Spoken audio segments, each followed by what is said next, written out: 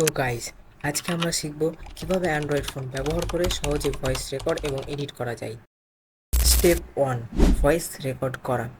এজন্য আপনি আপনার ফোনে ভয়েস রেকর্ডারটি ব্যবহার করতে পারেন অথবা বিভিন্ন অ্যাপ্লিকেশন ব্যবহার করতে পারেন যা প্লে স্টোরে অ্যাভেলেবেল আছে। প্রথমে একটি খুলুন এবং রেকর্ড বাটনে ট্যাপ করুন। মাইক্রোফোনের দিকে কথা বলুন এবং আপনার ভয়েস রেকর্ড করুন। রেকর্ডিং শেষ হলে স্টপ বাটনে ক্লিক করুন এবং আপনার রেকর্ডিংটি সেভ করুন। Step 3, voice editing.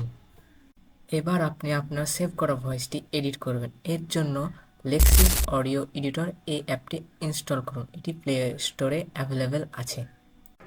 So guys, আমি আমার ফাইলটি ইনপুট করে নিয়েছি। অপ্রয়োজনীয় জিনিসগুলো কাট করে নিব, যেগুলো অপ্রয়োজনীয় জিনিস সেগুলো কাট করে নিই।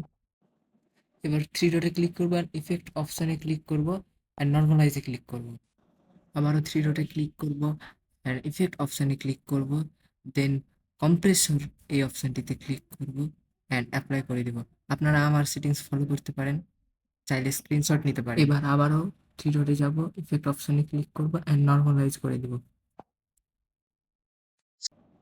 এবার ইফেক্ট অপশানে গিয়ে ইকুয়ালাইজার অ্যান্ড ইকুয়ালাইজার এমপ্লিফায়ার এই অপশানে ক্লিক করব আর এই অপশানে বাম সাইডের যে তিনটা আছে এগুলো যদি ইনক্রিজ করে তাহলে ভয়েস ডিপ হবে এবং ডান সাইডের তিনটা ইনক্রিজ করলে ক্রিস্পি অ্যান্ড ক্লিয়ার হবে।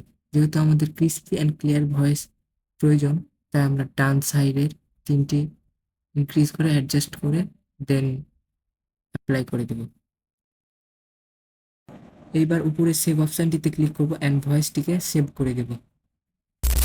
এই ছিল অ্যান্ড্রয়েড ফোনে ভয়েস রেকর্ড এবং এডিট করার প্রক্রিয়া।